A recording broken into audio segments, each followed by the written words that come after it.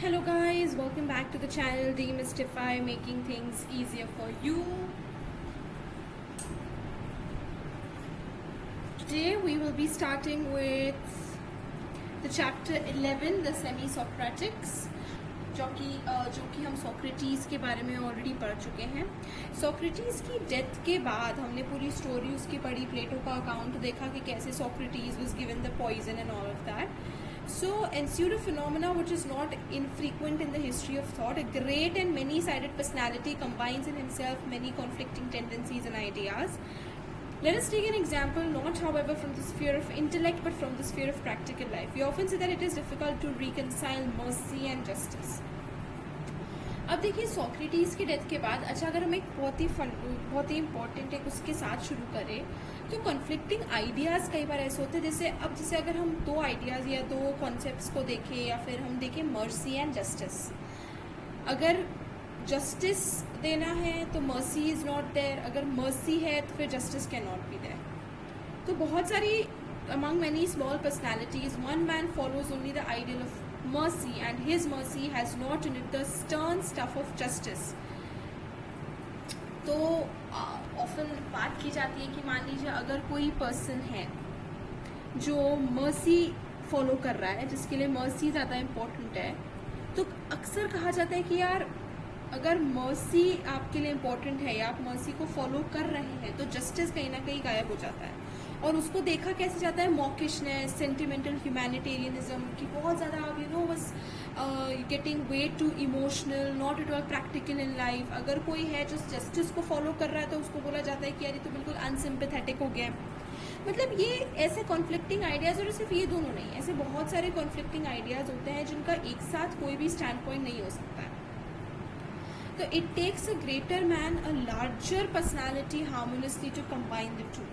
तो जैसे हमने मर्सी और जस्टिस की बात की कि अच्छा आप किसी को कोई क्रिमिनल है, आप किसी को दया करके उसको छोड़ रहे हो तो वो देखा जाता है कि ये तो अनजस्टिस है, अनजस्ट है.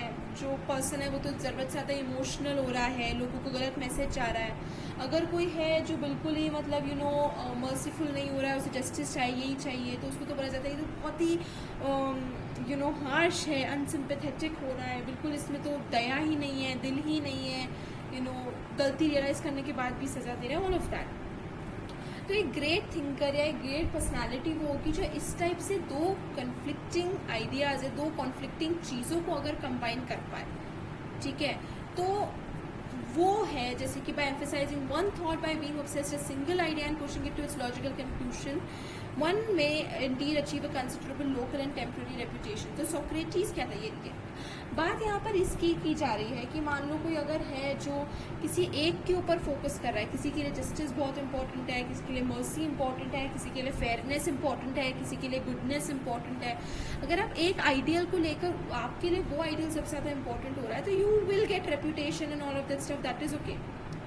लेकिन it takes a greater personality, एक बहुत बड़ी पर्सनैलिटी जो ऐसे डिफरेंट डाइवर्जिंग ऑपोजिंग आइडियल्स को लेकर एक साथ कंबाइन कर ले.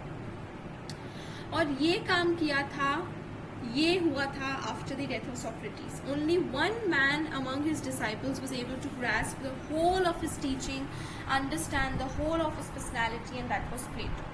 कि प्लेटो इतने सारे डिफरेंट आइडियाज़ को साथ में ले आया, सोक्रेटिस की सारी वो टीचिंग्स को ले आया, उसने अपनी पर्सनल टीचिंग्स को ऐड किया. तो ये काम करने वाला एक ही था, वो था Plato. So if Socrates was great, Plato was greater. Among the lesser men who were followers and personal friends of Socrates, there were three who founded schools of philosophy. 3 लोग थे जिन्होंने वो किया था पर्सनल फ्रेंड्स वगैरह में, each partial and one-sided but each claiming to be the exponent of true Socratism.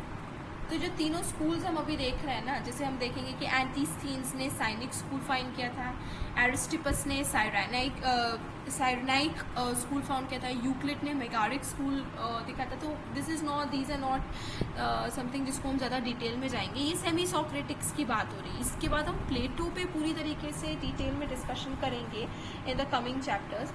लेकिन ये प्लेटो ने बहुत ही ज़्यादा, मतलब सोक्रेटिस की सबसे ज़्यादा, ये तीनों जो हम सेमी सोक्रेटिस की बात करें, ये तीनों स्कूल्स की जो बात करें, ये पार्शियल थे, वन साइडेड थे. इन्होंने सोक्रेटिक फिलोसफी का एक एस्पेक्ट उठाया था. बट प्लेटो एक ऐसा फिलोसफर था जिसने सोक्रेटिक फिलोसफी का हर एस्पेक्ट पिकअप किया था. Of the 2 aspects of the Socratic philosophy, अब हमने ऑलरेडी पिछले प्रीवियस चैप्टर में देखा है कि उनके 2 एस्पेक्ट्स थे, एक थे थ्योरी ऑफ कॉन्सेप्ट्स और एक थी एथिकल थ्योरी. एथिकल थ्योरी में क्योंकि वो irrational sides, irrational parts of soul को सोक्रेटिस ने इग्नोर किया था या फिर उसको टेक इनटू कंसिडरेशन नहीं किया था, इस वजह से उनकी थ्योरी ऑफ कॉन्सेप्ट्स ही थी जो बहुत ज़्यादा फेमस हुई थी. सो सबसे ज़्यादा थ्योरी ऑफ कॉन्सेप्ट्स ने इन्फ्लुएंस किया था पूरी हिस्ट्री को. लेकिन आज हम इस चीज़ को समझते हैं, जब हम सोक्रेटिस के बाद सेमी सोक्रेटिस, प्लेटो वगैरह इनको पढ़ते हैं, तब हम ये समझते हैं कि सोक्रेटिस की थ्योरी ऑफ कॉन्सेप्ट्स थी जो बहुत ज़्यादा इन्फ्लुएंशियल थी, बहुत ज़्यादा इम्पैक्टफुल थी. सोक्रेटिस की डेथ के जस्ट बाद इट वाज नॉट क्लियर कि उनकी कौन सी थ्योरी ज़्यादा पॉपुलर है, ज़्यादा इम्पैक्टफुल है. So what they fastened upon was the obvious aspect of Socrates is ethics, and above all the ethical teaching which was expressed not so much in abstract ideas in the life and personality of the master. तो ये semi Socrates में हो सकता था कि जैसे प्लेटो था, प्लेटो के पहले यूक्लिड या फिर जो हमने एंटीस्थीन्स पढ़ा, एरिस्टिपस पढ़ा, हो सकता था कि they could have been the next Plato. But हुआ क्यों नहीं ऐसा? बिकॉज उन्होंने सोक्रेटिस की एथिकल टीचिंग के ऊपर फोकस किया था, एंड इट वॉज प्लेटो जिसने फिर थ्योरी ऑफ कॉन्सेप्ट्स जो कि इतनी ज़्यादा इन्फ्लुएंशियल रही है उसके ऊपर फोकस किया. तो सोक्रेटिस की पूरी लाइफ और टीचिंग किसके ऊपर समड अप थी? Virtue. Knowledge is virtue, virtue is knowledge. और एक ही वर्च्यू है जिसमें सारे जैसे कि अगर वो है तो उसमें बाकी सारे वर्च्यूज भी आ जाते हैं, ऑल ऑफ दैट. तो अब हम देखते हैं कि ये जो 3 सेमी सोक्रेटिक स्कूल्स हमें मिले हैं, एंटीस्थीन्स के, एरिस्टिपस के एंड यूक्लिड के, ये तीनों एक दूसरे से कैसे अलग थे, तीनों ने कौन से एस्पेक्ट को उठाया है, कौन से एस्पेक्ट को पिकअप किया है, how these 3 schools were different from each other. If virtue is the sole end of life, what precisely is virtue? ठीक है, virtue is knowledge, virtue sole, end of life, ये सब सोक्रेटिस ने बोल तो दिया, वर्च्यू के ऊपर पूरा वेटेज डाल दिया, बट ये क्लैरिटी नहीं दी कि एक्चुअल में वर्च्यू क्या है. तो उन्होंने वर्च्यू की क्या डेफिनेशन दी थी? That virtue is knowledge, only this much. But upon examination it turns out that this is not a definition at all. Virtue is knowledge, तो फिर नॉलेज क्या है? और knowledge of what thing? Knowledge of astronomy, mathematics, physics की तो knowledge नहीं है. Ethical knowledge क्या है एक्चुअल में? तो अब बोल दिया कि वर्च्यू इज नॉलेज, लेकिन नॉलेज ही डिफाइन नहीं कि नॉलेज किस चीज़ की. तो वर्च्यू को डिफाइन करने के लिए as a knowledge of virtues to think in a circle and gets no further inquiry into what virtue is. अब वर्च्यू इज नॉलेज बोल के हम वर्च्यू में कोई और आगे इन्वेस्टिगेशंस नहीं कर रहे हैं, हम फिर वहीं पर आके रुक गए हैं कि what actually virtue is.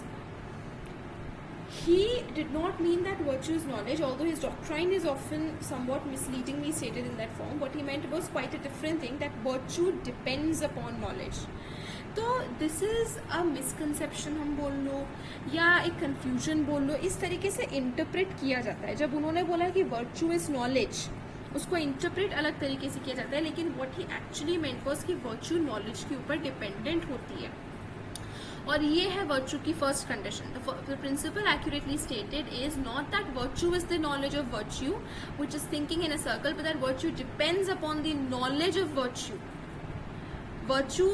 Virtue की नॉलेज नहीं है, बट एक्चुअली वर्च्यू क्या है कि नॉलेज ऑफ वर्च्यू के ऊपर डिपेंड जो हो रही है, that is what virtue is. हमें वर्च्यूज के बारे में नॉलेज मिलने say that is what is actually virtue. Only if you know what virtue is, you can be virtuous. तो virtuous आप तभी हो सकते हो. तो virtuous होना is directly dependent upon the knowledge of virtue. It is not knowledge of virtue. It is dependent upon knowledge of virtue. ये आपको सुनने में बहुत ही confusing लग रहा होगा, लेकिन इसका मतलब बहुत सिंपल सा है कि आप तभी virtuous हो सकते हो जब आपके पास उसकी knowledge है. तो आपका वर्चुअस होना या ना होना डिपेंड्स अपॉन कि आपके पास वर्च्यू की नॉलेज है कि नहीं है. तो we are still left with the question what is virtue. हमने क्या था, अभी भी हम we are not clear what virtue actually is.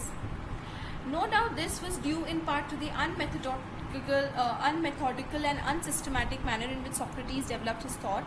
तो यहाँ पर he was not very clear. उन्होंने वर्च्यू के बारे में कोई डेफिनेशन नहीं दी.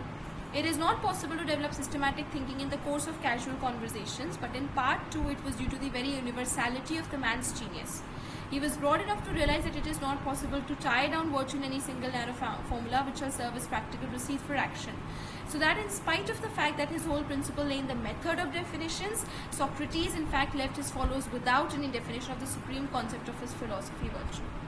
तो ये ऐसा नहीं था कि बहुत ज़्यादा अनसिस्टमैटिक थिंकिंग थी, सोक्रेटिस को खुद ही नहीं पता था वर्चू क्या है, लेकिन क्यों सोक्रेटिस ने वर्चू की कोई डेफिनेशन नहीं दी? क्योंकि सोक्रेटिस का मानना था कि वर्चू एक इतना वाइड, इतना ब्रॉड कॉन्सेप्ट है कि चाह कर भी हम इसकी कोई डेफिनेशन नहीं निकाल सकते. वर्चू जो सोक्रेटिक फिलोसफी का सबसे कोर कॉन्सेप्ट है, सोक्रेटिस थॉट कि it is not possible to define virtue एक सेंटेंस में, एक फ्रेज में, एक पैराग्राफ में, 2 लाइन में, 2 सेंटेंस में. तो उन्होंने वर्चू को डिफाइन ही नहीं किया क्योंकि वर्चू एक इतना ब्रॉड कॉन्सेप्ट है, इतनी सारी चीज़ें आती है. लेकिन इस पॉइंट के ऊपर सभी ने अग्री नहीं किया. तो अब जो हम तीनों स्कूल देखेंगे उसमें हम देखेंगे कि मेगोरिक स्कूल, साइनिक स्कूल, साइरेनाइक स्कूल, तीनों स्कूल्स में किस तरीके से वर्चू के ऊपर डिस्कशन होता है, वो कैसे एक दूसरे से सोक्रेटिक फिलोसफी के टर्म्स पर इंटरप्रिटेशन में तीनों स्कूल एक दूसरे से कैसे डिफरेंट है. सो ये तीनों स्कूल्स एग्जिस्ट कर रहे थे सोक्रेटिस एंड प्लेटो के बीच में. That is why they are known as semi Socratic school. Semi Socratic in the sense कि सोक्रेटिस की बहुत इंपॉर्टेंट फिलोसफी वर्चू के ऊपर उनका फोकस था, और उन्होंने लेकिन वर्चू को अपने अलग तरीके से डिफाइन कर दिया था, which was not actually defined and given by Socrates. तो ये सेमी सोक्रेटिक था उस सेंस में.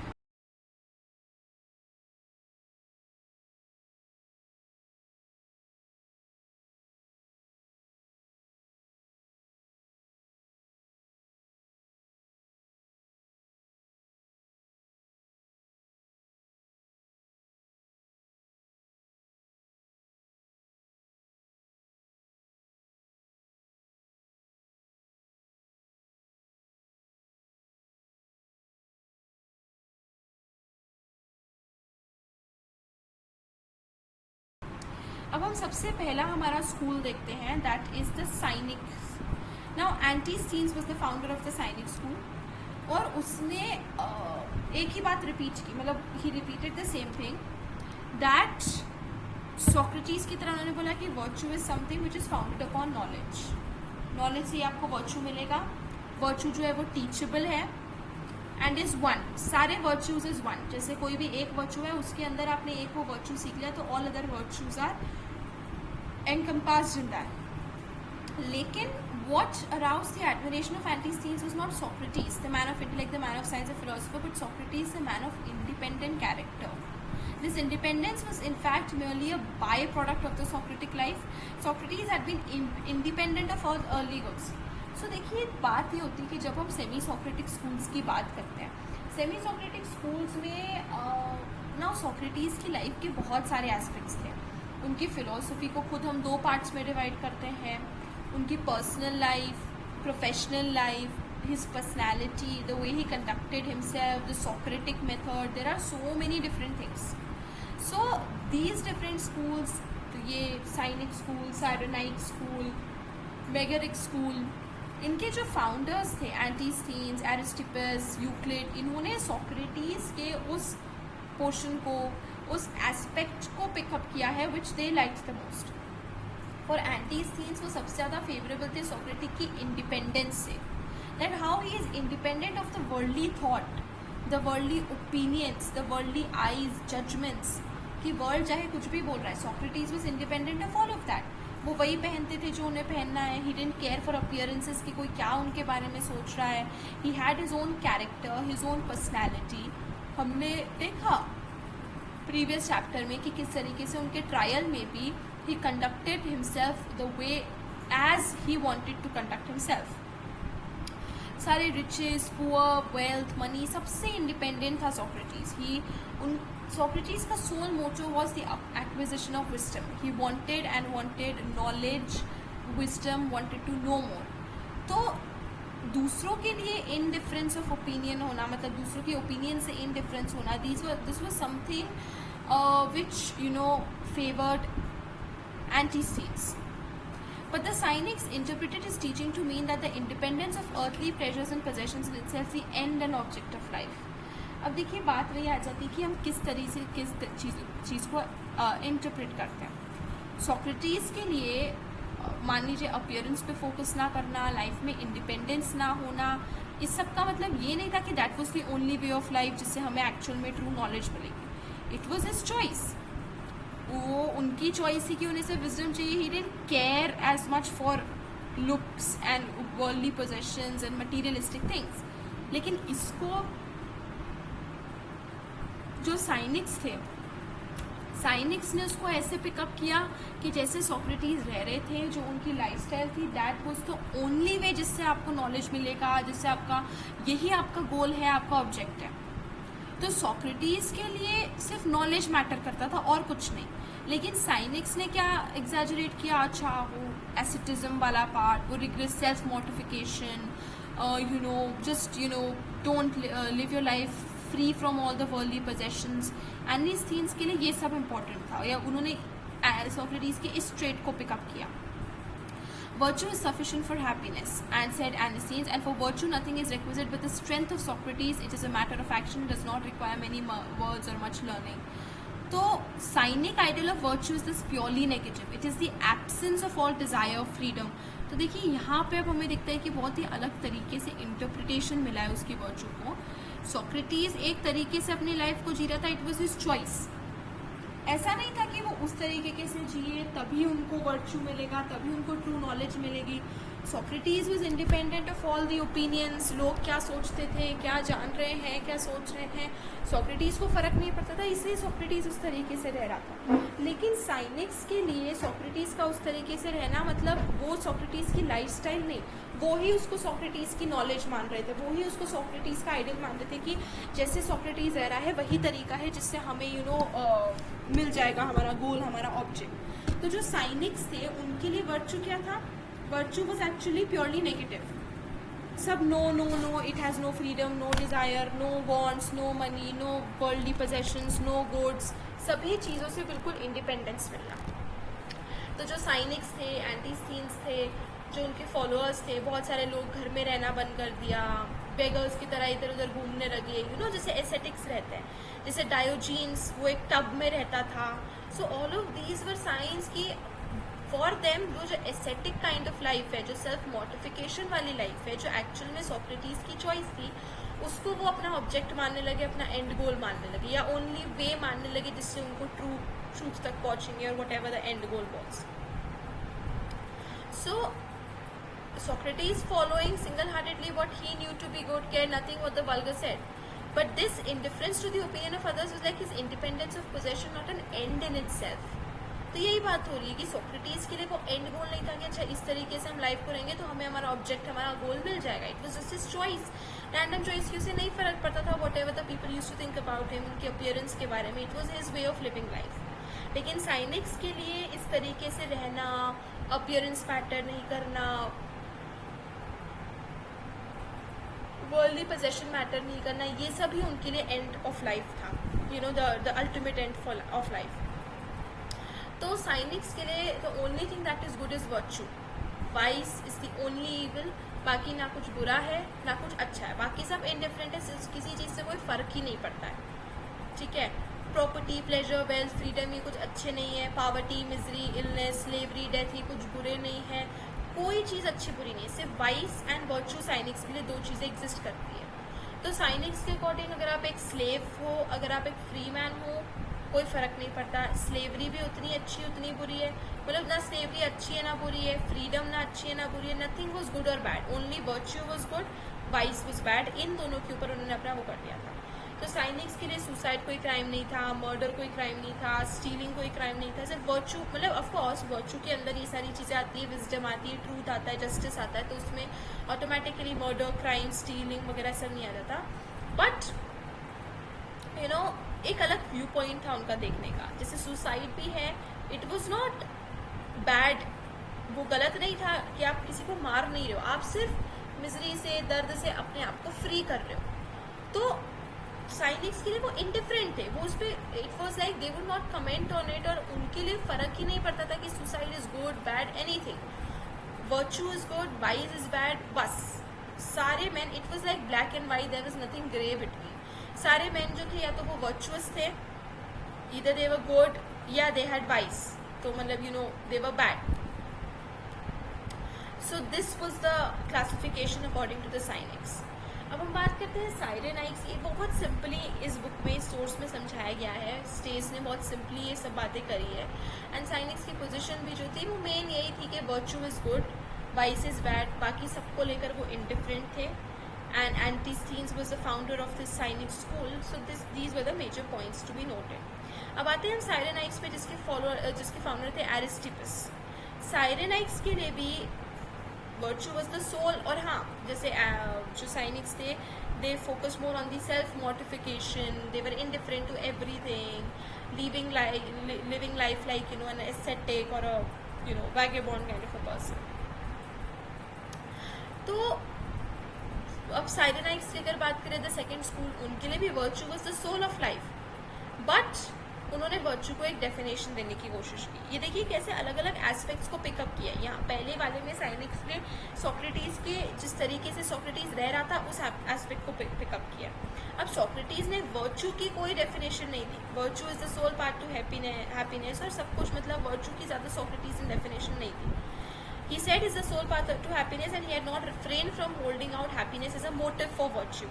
कि happiness मिलना ही virtue का motive है, कि हम virtue, इसीलिए हम virtue को ढूंढ रहे ताकि हमें happiness मिल जाए. इसका मतलब ये नहीं है कि वो सिर्फ happiness था. सोक्रेटिस के लिए ड्यूटी, ऑनेस्टी, सभी चीज़ें उतनी ही मैटर करती थी. नॉट दैट कि बस हैप्पीनेस है तो हैप्पीनेस के नाम पे कुछ भी करो.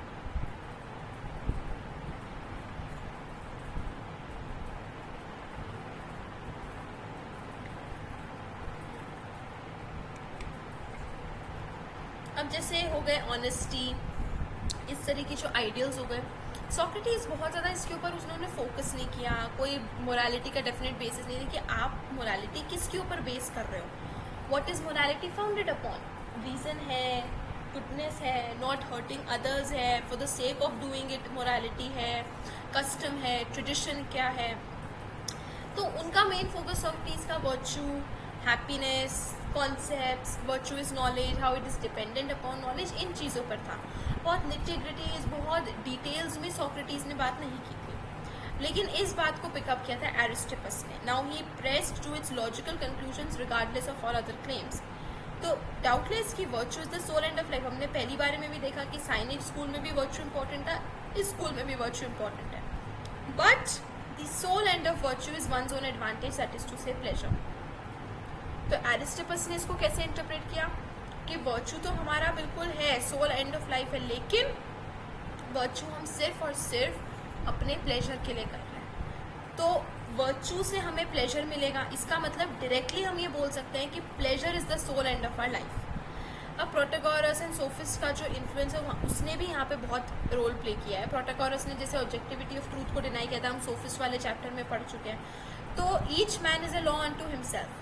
सोफिस्ट के अकॉर्डिंग, प्रोटैगोरस के अकॉर्डिंग क्या ज़्यादा इंपॉर्टेंट है? What you think, what is right for you is just right for you. तो of course pleasure, happiness, individual pleasure के ऊपर सोफिस्ट ने बहुत फोकस किया था. तो यही चीज़ एरिस्टिपस ने भी फोकस में लाई थी कि हर इंसान के कोई भी मोरालिटी नहीं है जो हर इंडिविजुअल के ऊपर बाइंड कर रहा है. Every human, every other person, उसका अपना राइट है हैप्पीनेस और प्लेजर के ऊपर. और क्योंकि प्लेजर जो है वो आपका सोल एंड ऑफ लाइफ है. तो मतलब जैसे सोक्रेटिस ने बात की थी कि वर्च्यू है, वर्च्यू से हमें हैप्पीनेस मिलेगी, लेकिन उन्होंने इसको सीधा इंटरप्रेट किया कि हैप्पीनेस, प्लेजर ही हमारा सोल एंड है, वो ही हमारा एंड गोल है. तो सब कुछ प्लेजर है, सब कुछ अच्छा है. Nothing is wicked, nothing evil, provided only satisfy the individual thirst for pleasure. तो अगर मान लो कुछ काम करने से इंडिविजुअल को खुशी मिल रही है तो वो काम कभी गलत हो ही नहीं सकता, no matter what it is. तो उन्होंने सीधा सीधा एक एक्सटेंशन हमें सोफिस्ट की पोजीशन को देखने को मिलता है कि सीधा सीधा उन्होंने सोफिस्ट की पोजीशन को एक्सटेंड कर दिया कि हैप्पीनेस जो आपके लिए हैप्पीनेस है इज़ हैप्पीनेस, वो गलत हो ही नहीं सकता. अगर वो आपको हैप्पीनेस, आपको प्लेजर दे रही है, that means it is good, it can not be bad. तो ऑफकोर्स इससे वही होगा जो सोफिस्ट के बाद होता कि इस टाइप की फिलोसफी को फॉलो करने से अगेन वही होगा, डिग्रेडेशन ऑफ मोरालिटी, प्रिंसिपल्स, अब वही है. And depends chiefly upon what sort of pleasure they have in mind. If refined and intellectual pleasures are meant, there is no reason why comparatively good life should not result. अब pleasure में भी अलग अलग kinds होते हैं ना. Sexual pleasures हो गए, इंटेलेक्चुअल प्लेजर्स हो गए, मटीरियलिस्टिक प्लेजर्स हो गए, एडिबल प्लेजर्स हो गए. There are so many artistic pleasures हो गए. You feel pleasure when you look at a good piece of art. That is an artistic pleasure, एक ऐसा प्लेजर जो आपको आर्ट से मिल रहा है, a good form of art, a good piece of art से मिल रहा है, whether be dance, music, art, you know, in paintings, in colours, in drawings, whatever form. तो अब किस टाइप के प्लेजर की बात हो रही है कि अगर pleasure is the sole end of life और अगर कोई चीज़ आपको प्लेजर दे रहा है तो वो कभी विकेट इविल हो ही नहीं सकते, तो कौन सा प्लेजर? तो Cyrenics by no means wholly ignored the pleasures of the mind, but they pointed out the feelings of bodily pleasures are more potent and intense, and it was upon these therefore that they chiefly concentrated their attention. अच्छा, मैं आपको एक बात और बताना चाहती हूँ। अभी तक हम जो जितना भी स्टेज को डिस्कस कर रहे हैं, जितने स्कूल्स को हम देख रहे हैं, हम नोटिस कर रहे हैं, most of you may not have gone through the Indian philosophy, तो इंडियन फिलोसफी के भी डिफरेंट स्कूल्स हैं। अब देखिए, हम बात कर रहे हैं किस तरीके से, तो जैसे कि बात आ गई अगर एंटी सीन्स की, अब we are not going into lot of details, बहुत ही ब्रॉडली हम इन चीज़ों को डिस्कस कर रहे हैं। तो जैसे जो साइरेनाइक स्कूल था, इसके लिए bodily pleasures were the most important, and उनका चीफ कॉन्सेंट्रेशन बॉडीली प्लेजर्स पे था, something which is related to the Charvaks. जो चार्वाक स्कूल ऑफ फिलोसफी है इंडियन फिलोसफी का, it is related to something that. Aesthetic character जो एंटीस्थीन्स का था, जो साइनिक स्कूल का था, वो हम जैनिज्म, बुद्धिज्म में देख सकते हैं। So what I am trying to tell you is कि आफ्टर वॉचिंग दिस स्टेज की मेरी series, you can go and watch the Datta and Chatterjee वाली सीरीज, और you can go and watch Chandra C.D. Sharma's series, which is based on Indian philosophy. You can watch Copplestone series as well. तो ये Western and Indian philosophy की जो different series है, go through those videos, go through those series, अलग अलग schools को study करने के बाद and try and compare कि कौन से Western schools हैं जिनके ideas, जिनके foundations are similar to the Indian philosophy के कौन से schools। बहुत सारा होगा, सोक्रेटिस के कुछ पॉइंट्स आपको इंडियन फिलोसफी के कुछ स्कूल्स के साथ मैच करेंगे, दिस विल हैपन, तो try and match so that you can compare the two of them. जैसे साइनिक्स के लिए थोड़ा सा सेल्फ मोटिफिकेशन ज़्यादा इंपॉर्टेंट था, rigorous you know live a life indifferent from all the worldly pleasures important था। अब हम देखेंगे कि साइरेनाइक्स की पोजिशन एब्सोल्युटली ऑपोजिट है इसके। साइनिक्स जो प्लेजर्स को बिल्कुल डिनाई करते थे, उससे इनडिफरेंट थे, प्लेजर उनके लिए इनडिफरेंट था। साइरेनाइक्स का पूरा फोकस प्लेजर्स पर है और भी ज़्यादा bodily pleasures. Nevertheless, they were saved from the lowest abysses of sensuality and bestiality by the doctrine that in pursuit of pleasure the wise man must exercise prudence. तो अब completely irrational या बिल्कुल ही pleasure based नहीं थी. They also stated one thing कि pleasure को अगर हम हमारा end goal है, हम pleasure को achieve करें तो हमें prudence, practicality को भी maintain करना है. We have to look for the good and the bad, the pros and the cons in that. तो बिल्कुल अनरिस्ट्रेन्ड प्लेजर नहीं हो रहा है. बात करें कि completely unrestrained pursuit of pleasure leads in fact to pain and disaster. तो साइरेनाइक्स की पोजीशन रहती है बिल्कुल ऐसा नहीं है कि लिविंग एवरीथिंग, सारे आइडियल सबको छोड़ के बस कंप्लीट ऐसे. तो उनकी पोजीशन रहती है कि अच्छा you murdering somebody that is pleasure for you, so that is also good. That is not what they meant. उनके लिए था कि if there you looking for pleasure, if going after pleasure, वो प्लेजर भी रिस्ट्रेन्ड होना चाहिए. ऐसा नहीं होना चाहिए कि बिल्कुल इरेशनली अनरिस्ट्रेन्ड तरीके से हम प्लेजर की परसूट में है कि हम सब कुछ सबको पेन प्रोवाइड करें, तो उससे हमें पेन डिजास्टर होगा. Pain is that which has to be avoided. So Cyrenaics की पोजीशन थी कि पेन को अवॉइड करना है. Therefore, the wise man will remain always master of himself. तो wise man वही जो अपने desires को कंट्रोल कर पाए, अपने इमोशंस को कंट्रोल कर पाए. अगर वो प्लेजर के परस्यूट में है भी तो वो प्लेजर को बहुत ही रिस्ट्रेन, बहुत ही प्रूडेंट एंड प्रैक्टिकल तरीके से अचीव कर रहा है. नॉट लाइक हर्टिंग एनीबडी, ज़्यादा पेन दे रहा है. You know, it's not proving himself to be disaster, irrational. तो the Cyrenaic ideal of the wise man is the man of the world. Bent indeed solely upon pleasure, restrained by no superstition, scruples, yet pursuing his end with prudence, foresight and intelligence.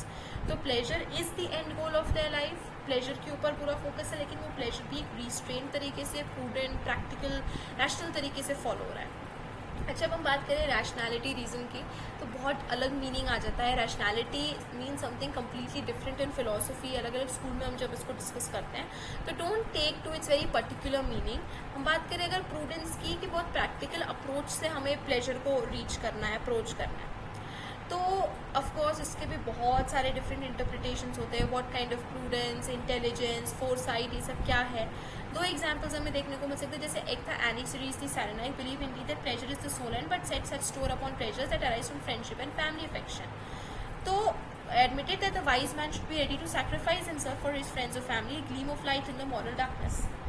तो जैसे any series ने क्या बोला कि pleasure हमारा soul and है, लेकिन वो प्लेजर कहाँ से स्प्रिंग आउट होना चाहिए, family affection, friends, togetherness, social cohesion से, कि यू नो एक पर्सन जो अपनी फैमिली और फ्रेंड्स के लिए गिव अप करने को तैयार है, that person is actually wise. एक दूसरा साइरेनाइक था Hegesias, a pessimist, considered that positive enjoyment is impossible of attainment. In practice, the sole end of life which can be realized is the avoidance of pain. तो Hegesias ने उसको कैसे interpret किया कि pleasure तो हमें मिल ही नहीं सकता, एट बेस्ट हम क्या कर सकते हैं कि बस पेन को अवॉइड कर सकते हैं, कि हमें पेन ना मिले, लेकिन प्लेजर मिलना हमारे लिए पॉसिबल नहीं है, हमें प्लेजर मिल ही नहीं सकता है। So these are very interesting, अलग अलग ट्विस्ट एंड टर्न करके सोक्रेटिस की फिलोसफी को अडॉप्ट किया गया इन डिफरेंट स्कूल्स में। द मेगेरिक्स, अब बात आते हैं the third and the last semi Socratic school जो कि था यूक्लिड ने फाउंड किया था of Megara, the Megaric school. His principle was a combination of Socratism with Eleaticism. Virtue is knowledge, but knowledge of what? It is here that the Eleatic influence became visible. तो Eleatics में हमने बात की थी Parmenides की, Xenophanes की, Zeno की। Parmenides, the Megarics believed in one absolute being। तो जो यूक्लिड था, यूक्लिड ने अपनी फिलोसफी फाउंड की थी सोक्रेटिसिज्म पे कंबाइंड विद इलियाटिसिज्म। तो एक एब्सोल्यूट बीइंग जिसके बारे में पार्मेनाइड्स ने भी बात की थी, बीइंग एंड नॉट बीइंग वाला, पार्मेनाइड्स की तरह ही, इलियाटिक्स की तरह ही वो एक एब्सोल्यूट बीइंग में बिलीव रखते थे। मल्टीसिप्लिटी, मोशन वगैरह सब इल्यूजन ही था, ये हम ऑलरेडी डिस्कस कर चुके हैं, यू नो जेनो, पार्मेनाइड्स, इन सब में हम ऑलरेडी डिस्कस कर चुके हैं। तो वर्ल्ड ऑफ सेंस की कोई ट्रू रियलिटी नहीं है, again the repetition of Eleaticism. Only being is, सिर्फ बीइंग है, not being doesn't even exist. So therefore only if virtue is knowledge, तो मतलब वो नॉलेज सिर्फ और सिर्फ बीइंग की नॉलेज हो सकती है, वो ही ट्रू होगा। तो if the essential concept of Socrates was the good and the essential concept of Parmenides being, Euclid ने दोनों को कंबाइन कर दिया। सोक्रेटिस के लिए अगर गुड, वर्चू ज़्यादा इंपॉर्टेंट था, पार्मेनाइड्स के लिए बीइंग इंपॉर्टेंट था, तो उसने दोनों को कंबाइन किया कि बीइंग ही है जो गुड है, गॉड है, डिविनिटी है, एवरीथिंग। गुड को बीइंग के साथ इक्वेट कर दिया। बिकमिंग, मैनी, ईविल, ये सब एक ही चीज़ें हैं, उसके ऑपोजिट जो है वो एक ही चीज़ें हैं, सब इल्यूजरी है, कोई रियल एग्जिस्टेंस नहीं है। गुड ही एक्चुअल में ट्रूथ है, उसका ही एग्जिस्टेंस है। और जितने भी अलग अलग वर्चूज़ है, बेनेवलेंस, टेम्परेंस, प्रूडेंस, ये सब एक ही वर्चू यानी कि नॉलेज ऑफ बीइंग की अलग अलग फॉर्म्स हैं। तो व्हाट यूक्लिड डिड वाज कि उसने गुड एंड बैड, गुड को बीइंग के साथ कंबाइन कर दिया, नॉट बीइंग को इविल के साथ कंबाइन कर दिया, और दो ऑपोजिट वर्ल्ड्स खड़े कर दिए। एवरीथिंग वाज ईदर, मतलब everything was which was truly there, जो एक्चुअल में एग्जिस्ट करा था वो था द गुड, द बीइंग। उसके अलावा बिकमिंग, ईविल, नॉट बीइंग, सबको कंबाइन करके बोलते हैं ये सब गलत है, ये सब झूठ है। जेनो, जिसके बारे में हमने जेनो के बारे में भी have discussed in detail, the Eleatic had shown that multiplicity and motion are not only unreal but even impossible. तो जेनो की हम ऑलरेडी बात कर चुके हैं कि कैसे मल्टीसिप्लिटी, मोशन जो है वो सेल्फ कॉन्ट्रडिक्टरी है, वो एरो का निकलना कि arrow is not in motion but at rest in at every point. तो मोशन और मल्टीसिप्लिटी जो है वो एक्चुअली में इल्यूजन ही नहीं है, वो अनरियल ही है, वो है ही नहीं, इम्पॉसिबल है वो। मतलब it is not even a धोखा, it is not even a deceit, not even a false thing, but वो एक्चुअली में एग्जिस्ट ही नहीं करती है, गलत भी नहीं है, वो है ही नहीं। तो मेगेरिक्स ने क्या करा, together with the dialectic of Zeno and concluded that since not being is impossible, being includes all possibility. तो देखिए आपकी यूक्लिड ने कैसे कॉम्बिनेशन बना के दो डिफरेंट वर्ड्स को क्रिएट कर लिया है, और वो बात की है कि नॉट बीइंग है वो इम्पॉसिबल है, बीइंग है वो पॉसिबल है, क्योंकि मोशन और वो, उन्होंने पार्मेनाइड्स को भी कंबाइन किया है, उन्होंने जेनो को भी कंबाइन किया है, उन्होंने सोक्रेटिस को भी कंबाइन किया है। So there is no such thing as a possible something which yet it does not exist. Not being is impossible, it is evil, it is becoming, it is motion, it is multiplicity, everything. The being is good, God, divine, the absolute being, the only real thing, the only truth and all of that stuff. तो जैसे साइनिक्स के लिए virtue जो था वो renunciation पे था, वो नेगेटिव होता है कि सब कुछ छोड़ दो, बीइंग इंडिफरेंट टू एवरीथिंग, कोई हैप्पीनेस नहीं है, कोई प्लेजर नहीं है, कोई वर्ल्डली वो नहीं है। साइरेनाइक्स के लिए क्या था, हीडोनिस्टिक परसूट ऑफ प्लेजर की, बस प्लेजर ही आपकी सोल एंड ऑफ लाइफ। हालांकि अच्छा हीडोनिज्म क्या है, that also we are going to discuss later in detail. But hedonism का बेसिक मतलब होता है कि जिसके ऊपर प्लेजर के ऊपर फोकस किया जाता है, हैप्पीनेस के ऊपर फोकस किया जाता है, दैट इज होता है हीडोनिस्टिक अप्रोचेस. सो और साइरेनाइक्स ने हीडोनिस्टिक अप्रोच थी, हैप्पीनेस के ऊपर उनका सोल बेसिस था. तो मेगेरिक्स के लिए नॉलेज ऑफ बीइंग जो था वो ही एक्चुअल में ट्रू था. So with this we have completed the chapter of the semi Socrates. See you later. Keep watching, subscribe, share, comment, let me know. I'll try to reply to you as soon as possible. Thank you so much.